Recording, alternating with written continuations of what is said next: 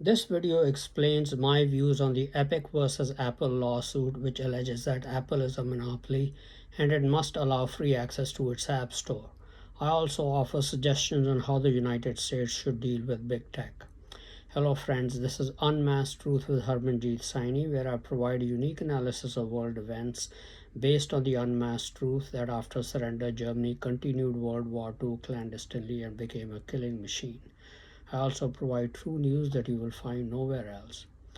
This is the first of a series of videos of my views on the threats and challenges posed by big tech companies such as Apple, Google, or Alphabet, Microsoft, Amazon, and Facebook to the lives of ordinary people in the world. Each of these companies has a market capitalization of close to $1 trillion or above, or much above. They are dominant players globally in most of their business segments. Epic, the developer of the popular game Fortnite, filed a lawsuit against Apple in August 2020 alleging that Apple's practices in running its App Store are anti competitive and that it is a monopoly that charges exorbitant commissions equal to 30% of revenues on in app payments. The trial was held from May 3rd to 24th, 2021, and Judge Yvonne Gonzalez Rogers' verdict is expected in late summer or fall of 2021. Before we discuss the merits of the case on both sides, it is very important to understand the global competitive environment these and other big tech companies operate in, and some historical aspects of the global economic environment in which large multinational firms operated in the past. After World War II, the United States was the only developed country that had its industrial infrastructure intact, whereas the war had devastated Europe, Russia, and Japan. Therefore, the US was able to quickly develop a lead in virtually every industry, being also a leader in innovation which had been fueled by research during the war. After the war, the US helped Europe get on its feet with the Marshall Plan and helped Japan industrialize by importing a great deal of manufactured products. Japan manufacturing also got an enormous boost because a lot of equipment for the Korean War was procured from Japan. Initially, Japanese products were of poor quality but improved at a very fast pace, such that the Japanese and the Germans began to challenge us in virtually every mass manufactured consumer goods industry. Within 3 decades, American manufacturing companies were finding it extremely hard to compete against comparable and even better quality but cheaper Japanese and German products. By the early 80s, American companies had begun to exit most mass manufactured consumer goods industries. Only companies like IBM, Silicon Valley firms, Boeing, and software companies such as Microsoft kept us somewhat competitive in the global business game. We should understand how Germany and Japan were able to accomplish this. The two nations took different paths. In Japan's case, we allowed imports from Japan freely, not questioning their competitive business practices. They targeted industries to take over in the United States by driving US companies out of business by undercutting prices. They were able to do this because the entire country, the government and industry, supported the targeted industries in their own country so that they could cover all their fixed and variable costs at a profit. Then they could easily undercut US companies' prices by selling at variable costs and still make huge profits. Wherever necessary, the banks and Japanese financial institutions supported the targeted industries by providing generous loans as necessary for the long term till they succeeded in driving the US companies out of business. They also reinvested profits in continuously improving the quality of their products so that in 3 decades they made better quality products than the US firms. That is how they drove US companies out of business in many sectors and came to dominate the US market. American companies wanted access to the Japanese market too, but the Japanese government and regulators forced American companies to joint venture with Japanese partners, forcing them to share their best and latest technology with Japanese companies. That's how Japan acquired American technology to launch into new industrial and business sectors, and later drive American companies out of business using the strategies mentioned earlier. The Germans took a different route to dominate the US market, particularly the US auto industry. In 1944, they knew that the Second World War could not be won by them. So, before the end of the war, they had already developed a strategy to continue the war clandestinely against all their enemies. They already had some contacts in American companies because of joint patents held by US and German companies. After unconditional surrender, they renewed those contacts. They found many Americans of German descent, whom I call German masqueraders, in the United States, who willingly became their allies in the clandestine war.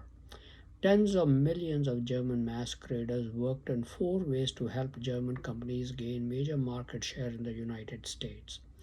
First, they bought imported German products in very large numbers, even being willing to pay premium prices for them. Secondly, they clandestinely gave away the best US technology and research to the German companies free of cost, so that besides the benefits of their own R&D, they had the best American R&D available to them, sometimes even before it was commercialized by American firms. Thirdly, they worked to undermine US companies by deliberately developing and manufacturing products with poor quality and large number of defects so that the American consumer would buy less of them. That would enable German companies to gain larger market share in the United States, ultimately driving American companies out of business or on the verge of bankruptcy. Finally, they worked diligently to put their own people as heads of companies and then take control of them by promoting their own people. That helped them to become wealthier, enabling them to buy more German products and give away more US technology to German companies. That is how German firms gain major market share in the United States. That was theft of US wealth on a grand scale. The international business strategy of the two countries generally has been to allow one or two of their companies to dominate an industry, except for the auto industry, where three or more companies have competed internationally. For example, in Germany, the following companies have dominated their sectors and compete globally: Siemens in industrial automation, energy equipment, and medical diagnostics equipment; BASF in chemicals; Deutsche Telekom in telecommunications; Bayer and Merck in pharmaceuticals; SAP in technology; Allianz in insurance; Adidas in apparel; Deutsche Bank in banking; ThyssenKrupp in industrial engineering and steel; and finally Volkswagen, Daimler AG, and BMW in automotive. The story in Japan and South Korea is quite similar. The lessons from this history of global businesses are very clear. To remain successful even in one's own country, the country's corporations must compete globally. To compete globally, they must be highly profitable and financially strong. That almost necessitates that they dominate the US market in their chosen sectors as monopolies or near monopolies. That is how Microsoft, IBM, Boeing kept America in the global business game while our other industries were being battered into extinction. Therefore, making decisions to curb monopolies or near monopolies, taking into account competition only in America by breaking them up or putting other restraints on them, would be short sighted. The Japanese and German strategy is now being followed ruthlessly by China and India with the rise of Prime Minister Narendra Modi's cronies, the Ambanis and Adanis, and others like the Tatas. Just as the goal of the Japanese and German companies was to dominate the US market by driving American companies out of business, the Chinese and nascently India have joined the pursuit. Witness the rise of Alibaba, Tencent, China Mobile, Baidu, Huawei, Xiaomi, and ByteDance. It is better to have our own business be financially strong in America, necessitating that they become monopolies or duopolies in their chosen sectors and take all other players globally. Therefore, any talk of breaking up American companies or restraining their activities in some ways would be highly short-sighted. We don't want to create cutthroat competition in America that would weaken our companies so that they cannot compete globally and will then become vulnerable to our own country due to attacks by well-funded, financially strong global Chinese, German, Japanese and Indian companies, just as the Japanese and German did in the past. If Steve Jobs, Bill Gates, Jeff Bezos, Larry Page, and Sergey Brin, Mark Zuckerberg, and Elon Musk were not born or working in America, our electronics, software, and online retail industries would be in a sorry state. Let's not destroy what they have built and let the companies they have founded compete globally. We should salute them for what they have achieved in keeping America competitive globally. That being said, if we allow free rein to monopolies or duopolies, each will have a tendency to take as large a chunk of the consumer's disposable income as possible. There is no limit to which these companies want to grow in sales and profits. The compensation of the managers depends on it. Therefore, if these companies are allowed free rein to do whatever they want and charge whatever prices the market will bear, they will squeeze the very lifeblood out of the consumer, meaning the disposable income for their products and services, and attempt to annihilate competition in the process. This is not something evil. Paranoia about long term survival makes them act this way. Microsoft was paranoid with its DOS operating system when Apple started using a graphic user interface.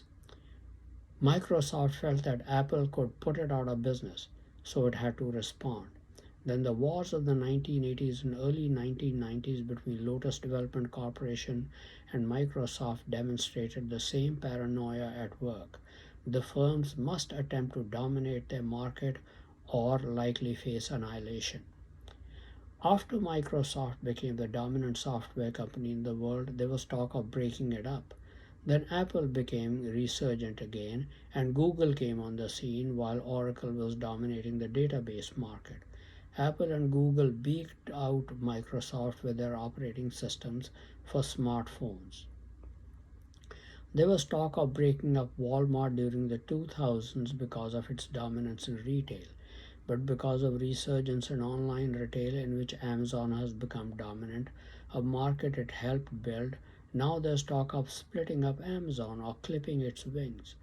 My point is that with these examples is that these business leaders are not evil when they act ruthlessly to dominate their sectors of the economy. That is the nature of business competition.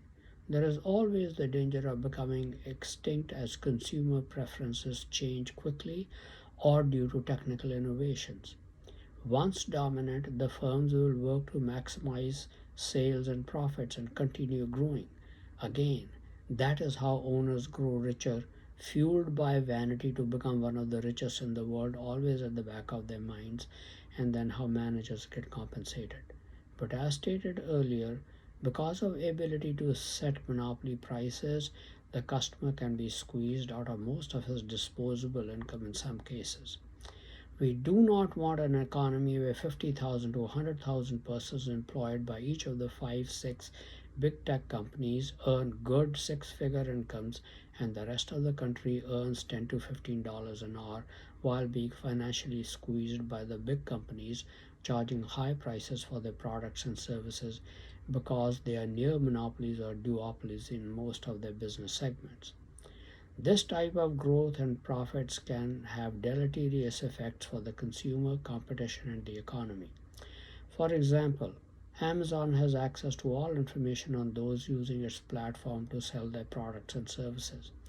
If it sees a business growing rapidly, it can select a competitor to invest in and give it preferential treatment to help it grow fast and stifle the fast growing competitor.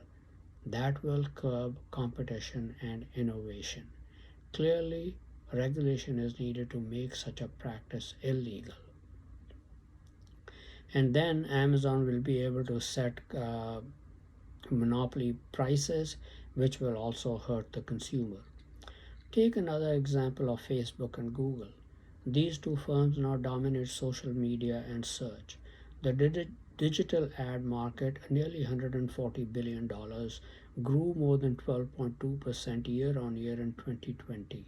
Despite the COVID 19 pandemic, while the growth was 15 to 9% from 2018 to 2019. Google's share of the total digital ad revenues was 28.9%, Facebook's was 25.2%, and Amazon's share was more than 10%.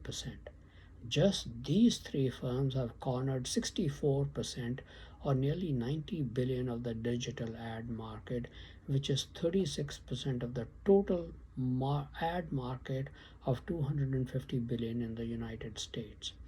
Their further dominance and stranglehold on the digital ad market will continue. While these companies are growing, the consumer is losing out because ad revenues are no longer available to fund journalism and other media services. This issue will be addressed in another video regarding Facebook and Google. For another example, consider email for business. It is as essential for any business as is electricity for a manufacturing company. Email is not a luxury, it's a utility now. A business must have. Two firms, Google via Gmail and Microsoft via Outlook, dominate this market. But I had a harrowing experience with Gmail when I started my YouTube channel, Unmasked Truth with Harmanjeet Saini. I obtained a paid email account through Gmail. I had to change the name of my channel because the domain name I had chosen was not available as a trademark. So I had to use a different name. As a result, I had to change the name on my Gmail business account. Somewhere along while trying to change the name on the account, I accidentally deleted something. I had to wait for some time, a few days, before Gmail would allow me to make the name change. Then, when the waiting period was over, when I tried to change the name, I experienced further difficulty. When I tried online help, I was not able to solve the problem using the help guidance. Since this was a paid account, I tried to get tech support on the phone. The system kept me spinning around for 2 days, but I was unable to find a number to call. In order to make greater profits, the company did not provide sufficient in person support even for paid accounts without a care whether the customer wasted 2 hours of his time or a week of his time to try and get small help. Google and Microsoft think they can get away with it as they are a duopoly in the email market. No business customer can afford that. If there was more competition, someone would have come up with an email service with full in person support as needed for business customers who have absolutely no incentive to waste time on the phone with customer service reps of any company. But the support should be available to solve urgent problems. Clearly, such abuse by monopolies or duopolies like Apple and Google in business services should not be tolerated or allowed. While for the sake of keeping our firms competitive globally, they have to be financially very strong, which necessitates their functioning as monopolies, duopolies, or oligopolies. Some of their business practices must be reined in. In this video, I will discuss that aspect as it relates to the Epic versus Apple lawsuit. The competitive aspects of the business of other big tech companies will be discussed in later videos. Another extremely important reason we need to maintain monopolies, duopolies, or oligopolies is the limited amount of software, programming, and computer talent available in the world. I have studied chemical engineering in one of the best engineering schools in India. In each of the engineering disciplines in the school, I observed that out of a batch of about 50 people, only about the top 5 made excellent engineers in that branch of engineering who are capable of doing top original research and advancing the state of the branch of that engineering. The rest of the batch, in terms of their engineering skills, follow the typical normal distribution of the bell curve. Many make good engineers to keep the factories operating, but the kind who can design and build factories and solve complex technical problems by inventing new solutions are few. Today, a major concern for most companies and consumers is cybersecurity. My bank and email accounts have been recently hacked. While my bank account was being hacked, I saw the hacker draining my bank account right in front of my eyes. He had full control on my computer screen, and there was nothing I could do about it, though eventually I did not lose any money. I dreaded my life savings being drained out of my bank and investment accounts. My email account was hacked, and the hacker then made a request for money in my name from all those in my email accounts. For all those whose email accounts I had in my Gmail account. My own brother paid up and lost some money. I had to set up brand new accounts.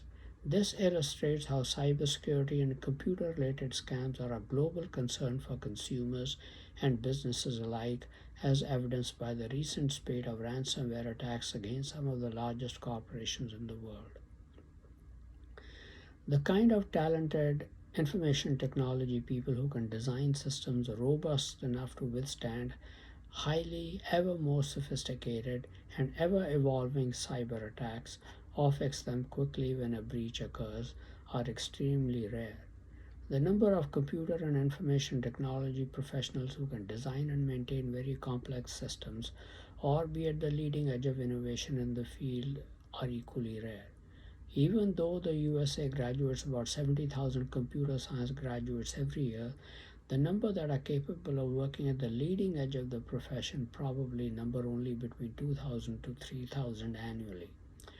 All big tech companies fight to recruit these talented people to develop complex new systems to enable the companies to continue growing that can be kept safe from hackers and ransomware, who are not often supported with the full resources and backing of their governments, who are often supported with the full resources and backing of their governments, such as in Germany, China, and Russia. The number of such competent professionals at the leading edge of their craft employed by big tech companies in the United States runs into the few thousands from the total number of 140,000 employed by Apple, 160,000 by Microsoft, 190,000 by Alphabet, and about 59,000 at Facebook. While Amazon employs more than 1 million, the number of tech employees at Amazon may be only around 100,000, though I have not been able to find actual figures. Not all Apple and Facebook employees are tech people, but all the big tech companies employ other tech people as contractors who are not part of their total headcounts. The contractors are quite competent professionals, but not at the same level as regular employees, and nowhere the critical top level employees in whom these companies depend to keep them at the leading edge of innovation and cybersecurity. In comparison to the United States, China graduates about 150,000, 85,000, or 33,000 the IT graduates annually, while India graduates about 215,000 and about 8,000 of a different category, and Russia graduates about 17,000 and 4,000 of a different characteristics. As best as I could determine, Germany graduates about 32,000 in computer science. The smaller numbers indicate the number of graduates that are comparable to U.S. programs. In addition to these figures, we have to take into account the possibility that some foreigners employed in big tech firms in the United States may have loyalties to their countries of origins in a time of war. Thus, the US tech companies have to match wits against this global talent, often with more full support of their national governments, to keep consumers and businesses safe in the United States from cyber attacks. That is why there need to be near monopolies or duopolies in the business segments. There simply are not enough exceptionally talented IT people available for employment in 4 to 5 company oligopolies in each business sector in the country. Shortage of the extremely highly talented tech professionals can be gauged from the fact that Amazon had to try and poach them from the United States government and the finance sector based in New York and Virginia areas by locating its headquarters in the East Coast because the big tech companies employed all they could find in the West Coast. Of course, Amazon is to be called out on trying to extract tax concessions from state and local governments by having them compete among themselves by inviting proposals for choosing its second headquarters location, when its only goal was to hire the best tech talent it could poach from the financial services industry and government, based mainly in the East. The shortage of IT talent that can help a company fight and win in cyber warfare means that we cannot make our talent in the United States ineffective by being spread across many competing tech enterprises. This underscores the necessity of having big, strong companies that can withstand all cyber warfare challenges from hackers in Germany, China, Russia, and India with deep pockets because of unlimited support from their national governments. That is how great the threat is. That warrants that a big tech companies be near monopolies or duopolies in their chosen fields. The critical need for cybersecurity and not having sufficient talent in house to meet the need as it is in short supply is evidenced by the explosive growth of cloud computing. Even big corporations are letting big tech handle some tasks for them because of cybersecurity issues. More than a decade ago, I had predicted that eventually 3 to 4 competing computing platforms will develop mainly because of the global shortage of exceptional IT talent to develop such platforms, maintain them, and keep them safe from hacking. I would think many others had foreseen the same trends. That prediction has come true with the rise of Apple, Microsoft, Google, and Amazon.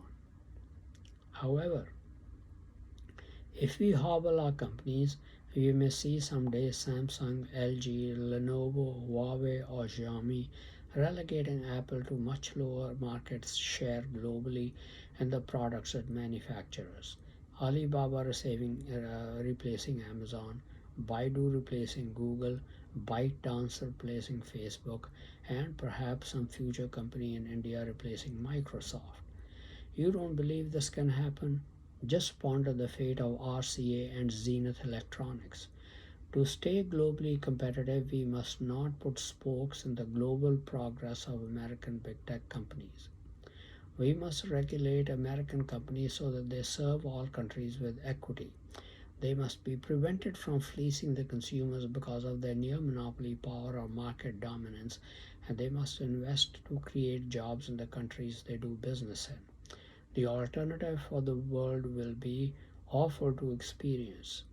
Chinese or German companies dominating global markets will squeeze every ounce of blood, that is, as much of their disposable income they can from consumers, with as little investment in jobs in the countries they do business in. They are takers and do not believe in giving anything back.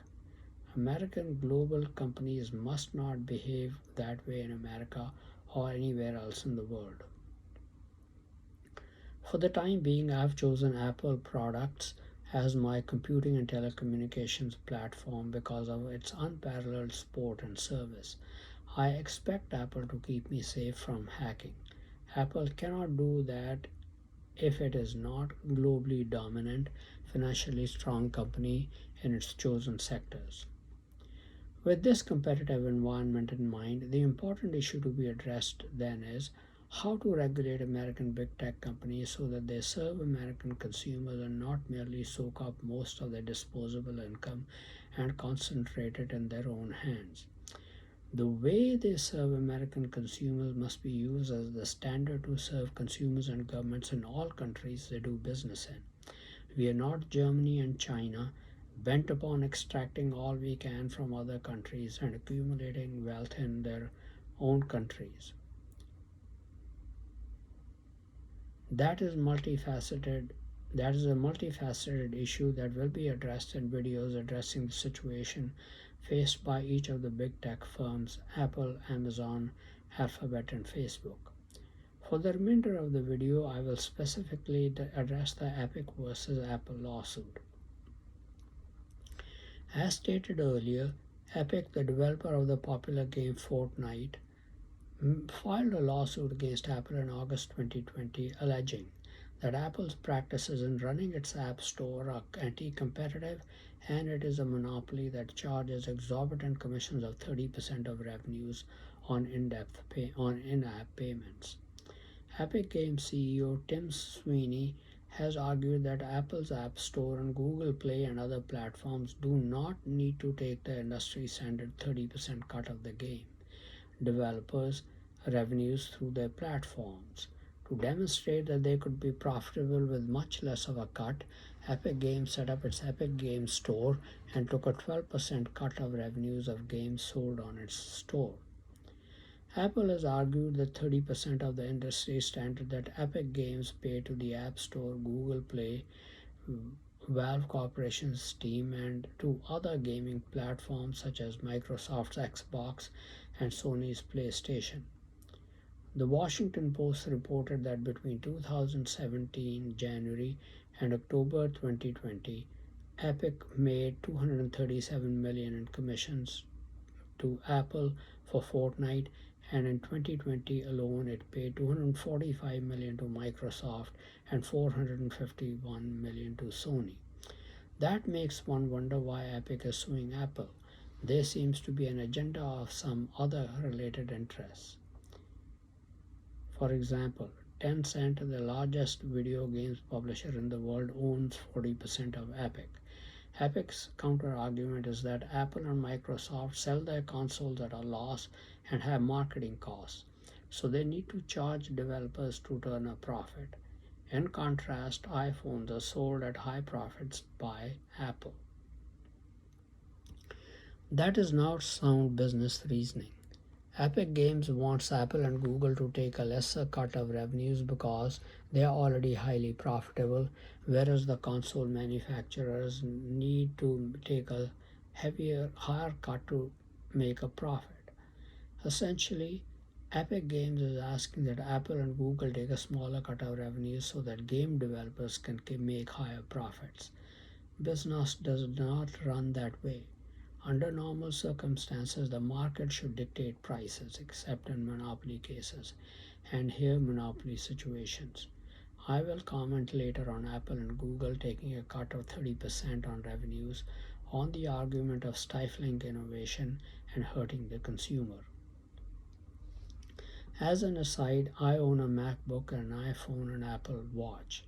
I have paid premium prices for them, but I'm happy with the result because I'm not a techie nerd and I need help sometimes. I can call Apple Support anytime and get help online. That simply is not possible with any other digital ecosystems. Therefore, in my opinion, premium prices for Apple products are fully justified. During the trial, Tim Cook, CEO of Apple, confirmed that the majority of revenues of the App Store comes from gaming. Then Judge Rogers observed that the gaming industry seems to be subsidizing everybody else on the App Store. Now, gaming console makers' marketing strategy is to sell equipment at a loss so that they can make profits on gaming. Not much different from Philips selling its electric toothbrushes at low cost to consumers, but selling a replacement brush head at almost the same price as the toothbrush itself. Gillette selling its shavers at a low price and making a killing on the replacement blades, and HP and Canon or Epson selling their printers at a loss but making profits on the sale of ink. Marketing strategy of the smartphone makers is to offer many features, free apps that make the smartphones very valuable tools for consumers, hence make them want to buy the particular brand.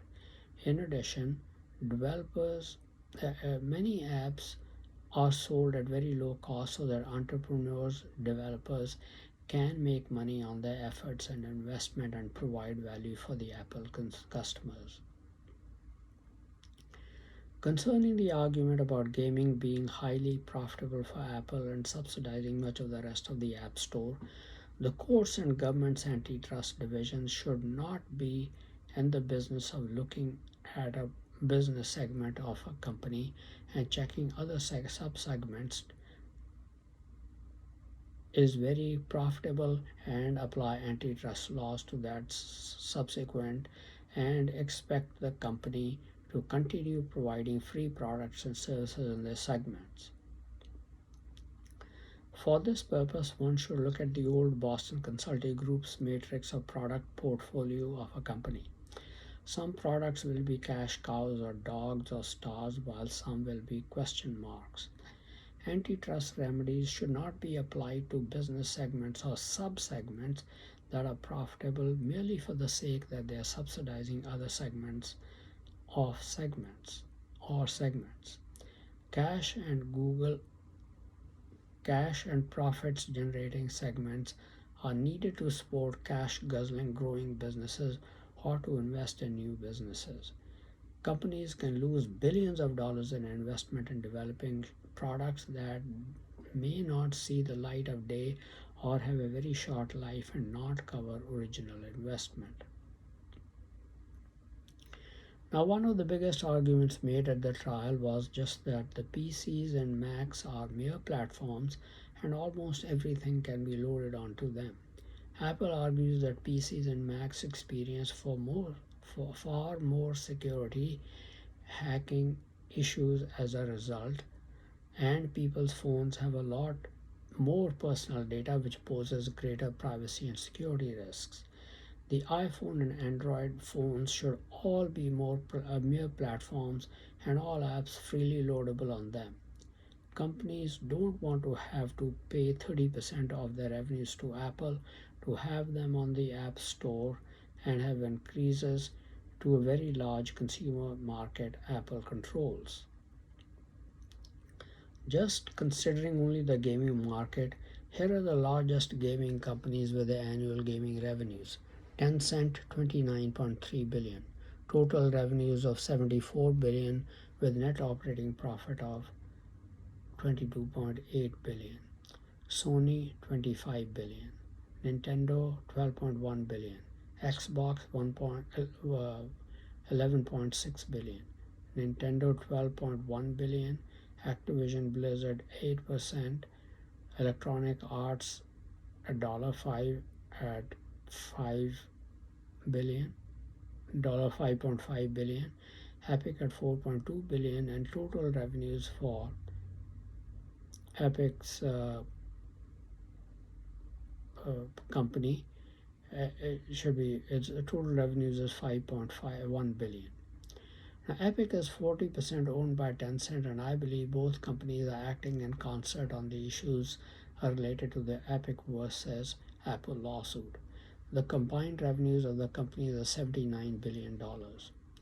Sony, Xbox, and Nintendo have their own gaming consoles and all make a 30% of revenues as commission from gaming companies like the App Store and Google Play. There is no reason why Apple and Google should not get a 30% commission like Sony and Microsoft. There is a border issue involved. Why should American companies give up their competitive advantage and give their services for free to benefit Tencent and other Chinese companies? I believe that's what Epic is trying to do on behalf of Tencent. Even if it was not acting on behalf of Tencent, why should Apple and Google not take their cut when after paying commissions? Epic still has a 40 to 43% profit margin. It is reported that for 2018 and 2019, Eric made $9 billion in revenues from its popular game Fortnite and profits of $5.5 billion. Gaming is clearly a very profitable business. Why should Apple and Google not take a cut for maintaining the platform, the same percentage as the console makers? Courts and the government should not decide or mandate how revenues and profits between $274 billion Apple, $182 billion Alphabet, and $74 billion Tencent, and $5.1 billion Epic should be divided. Apple and Google deal with much smaller companies in a different matter. I will offer my suggestions on that shortly. Another Android and iOS app revenue reached $111 billion in 2020, a 24% increase year on year. iOS was responsible for $65 billion of total app revenue in 2020. The games accounted for 71% of total app revenue in 2020. iOS generated $47.6 billion revenue in 2020, while Google Play made $31.9 billion. Mobile ops are expected to generate a staggering $935 billion by 2023. Tencent and Epic want Google and Apple to receive subsequently have absolutely share of that revenue while continue to spend and maintaining their respective mobile platforms. Tencent and Epic to ask tell Tencent and Epic to take a hike. Of course, App Store and Google Play restrictions are controlling the stores run the risk of alienating their customers. That is a distinct disincentive to rejecting apps that customers would find very useful. It also gives an incentive to companies to develop their own delivery systems. Tencent has already patented a new console. That is a business risk both Apple and Google face and will have to deal with it when the issue arises. In the meantime, it is their business decision to charge a certain percentage fee for use of their platform for which they incur costs to maintain. Again, Epic and Tencent are free to develop their own platforms. I am certain that they will charge a hefty fee for use of their platforms when they become operational, perhaps even higher than 30% if they ever become a monopoly or a duopoly. While Apple and Google hold the advantage, there is no reason for them to give away their services and the use of their platforms for free when the Apple publishers are making good profits. Issue of privacy and cybersecurity risk and dealing with all Chinese big tech companies have been raised and are very real. Nobody is under any illusion about Chinese government using Chinese private companies to snoop on American consumers, collect personal data and use it to encourage crimes against American consumers and harass them in numerous ways. Apple and Google should be free to reject apps they feel or know through tips from the FBI, etc., will lose a cybersecurity risk. We cannot mandate laws which give foreign firms and even domestic firms beholden to foreign governments, as Epic might be because of 40% ownership by Tencent, the ability to sue Apple and Google. Apple and Google are a global duopoly in which Google has 85 to 87% market share. Apple says that it encourages developers to develop content for apps, devices. Similarly, 40% of apps submitted for the App Store are rejected.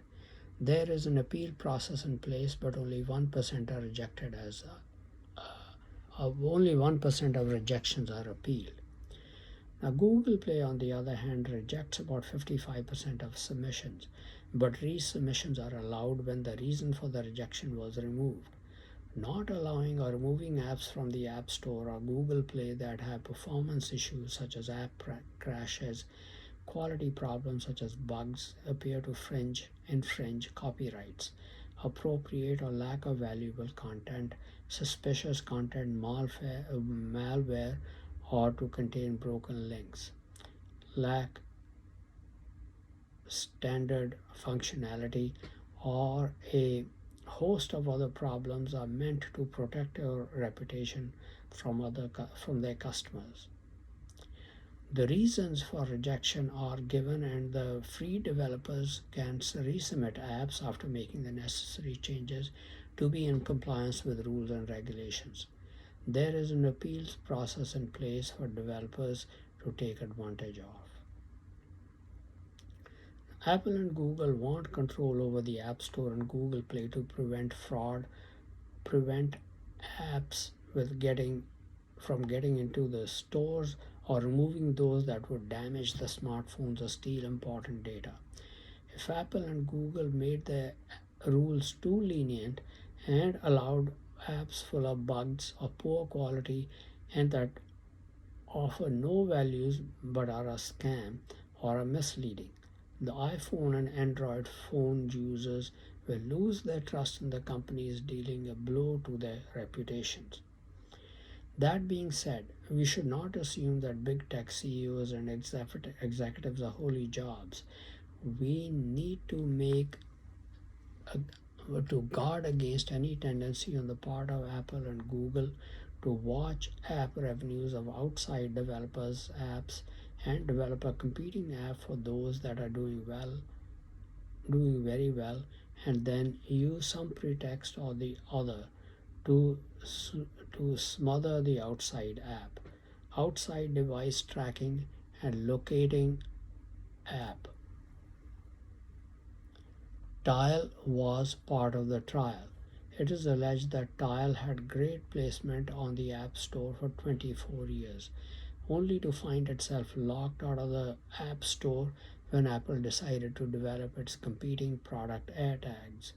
Apple and Google should be held to account for such anti competitive behavior and abusing their duopoly power and punishing financially, including with punitive triple damages.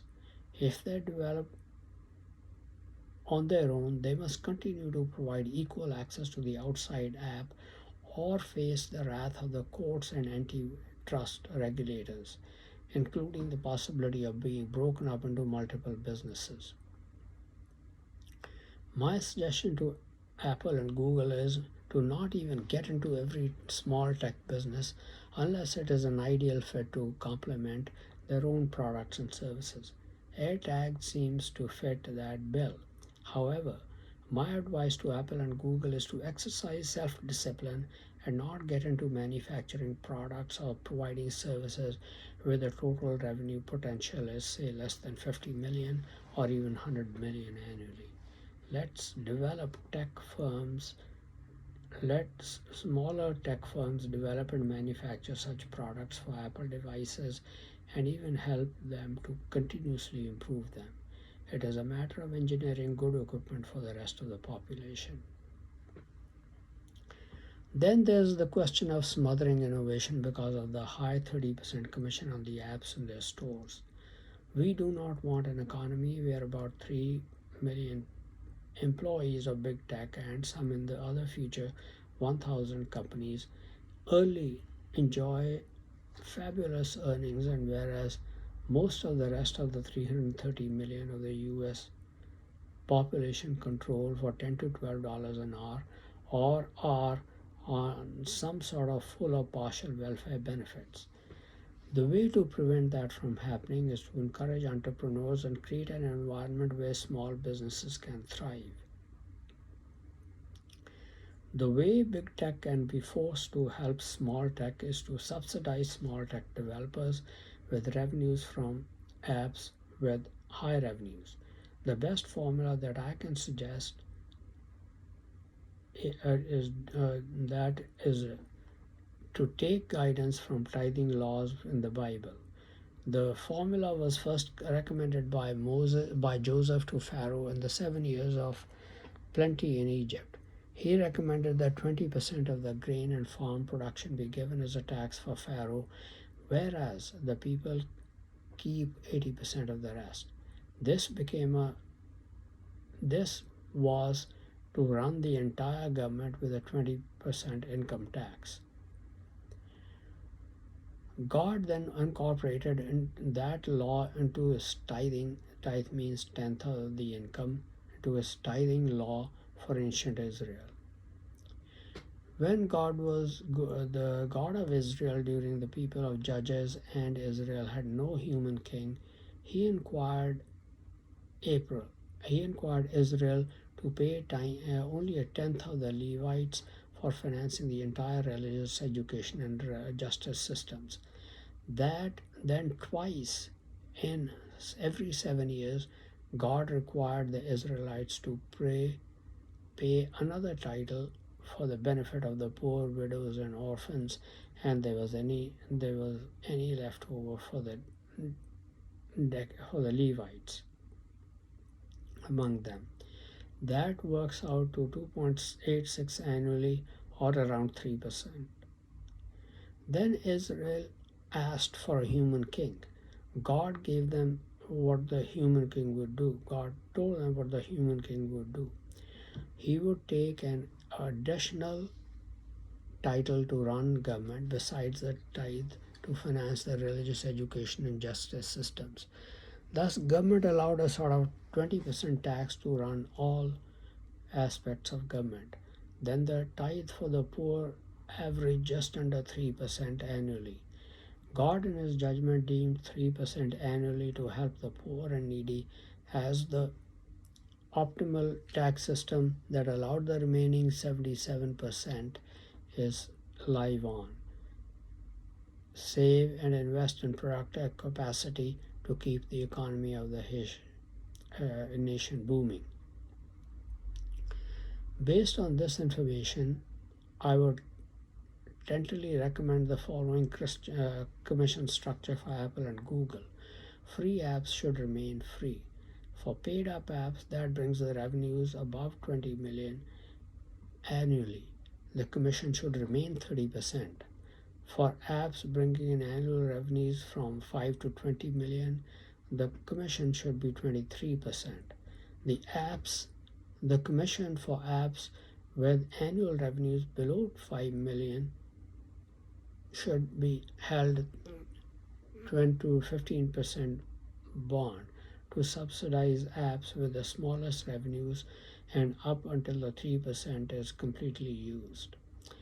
This subsidy would mean that, for example, cops with annual revenues of less than 1 million to 2 million may not have any commission deducted depending on how large the 3% revenue amount is. This would bring investment in small businesses by Apple and Google to spur employment. It is quite clear that Apple has filed lawsuits against Apollo and Google merely for the purpose of using the courts under the guise of anti-competitive behavior to force them to take a smaller cut than the 30% commission many currently take. Epic is 40% owned by China's Tencent, which is the largest game publisher in the world. Obviously, Tencent and the other Chinese game publishers would benefit technologically tremendously if Apple and Google were forced to reduce their commissions from 30% to say 12%, or to receive no commissions at all if hertz or regulators space from the space that the iPhone and Android phones are merely platforms, and publishers of apps should not have to pay any commissions to Apple and Google, just as for MacBooks and PCs. There is no reason for the US to give up its competitive advantages. Therefore, the lawsuits pertaining to changing the commission structure for the app publishers should be summarily dismissed. Now, courts or the US regulators should not be deciding how revenues are to be divided up between multi-billion-dollar companies like Apple and Google on one side and Tencent, a $74 billion company, on the other side. Epic and others on the other side, the market forces should determine what commission rates Apple and Google share for their AD stories. They should also control which apps are acceptable for their stores based on cybersecurity, privacy, quality, appropriateness of content, and other issues. Apple and Google need control of their app scoring to maintain the quiet quality and confidence of their current customers. Tencent, Epic, and others should not be able to dictate how Apple and Google should conduct their business. Apple and Google need to be maintained as global duopolies as long as possible, able to hold their own against well-financed potential risks such as Tencent, ByteDance, and others, which have eliminated which have unlimited committed support when required to serve Chinese German government spying and cyber warfare or even economic interests. Exceptional computer tech talent is limited. There are only enough exceptionally talented computer people to support 4 to 5 firm oligopolies in the United States every computer sector. Therefore, no attempt should be made to break up these firms. However, we do not want a US economy with very big tech and Fortune 1000 firms employing 2 to 3 million well paid employees, with the rest of the US population working at around 10 to 20 per hour or struggling as entrepreneurs.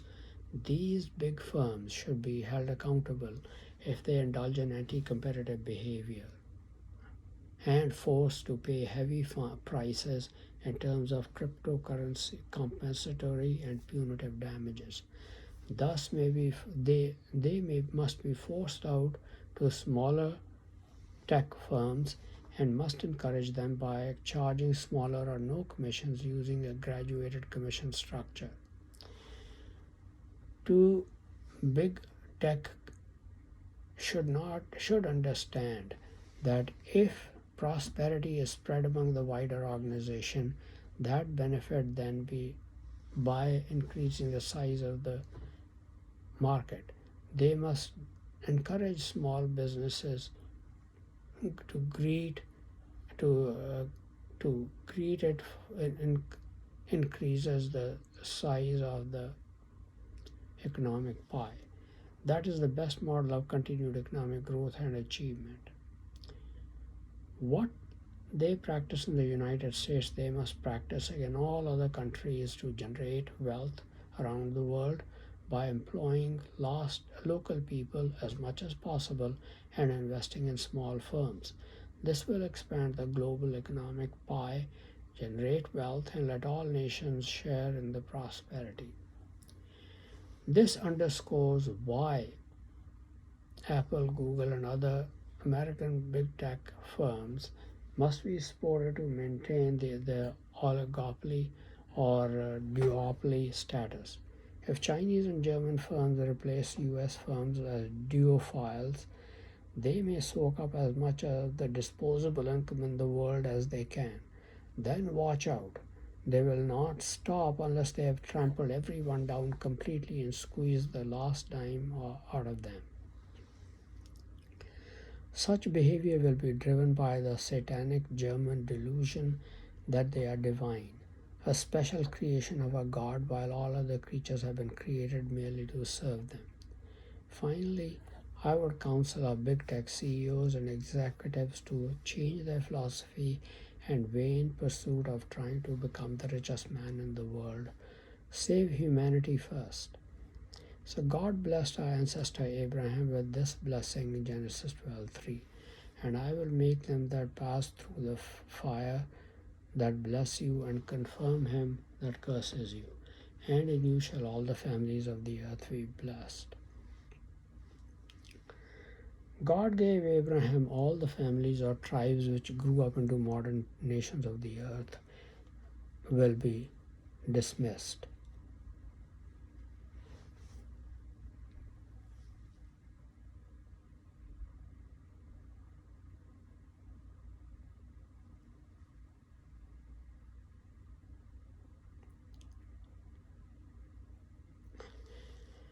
We should not be a curse like the Germans, Chinese, and Narendra Modi's loyal Indians, as they would be if the big tech and other firms became global monopolies or duopolies in their sectors. They will impoverish evidence else to gain their prosperity. Well, did God say through about Nahum through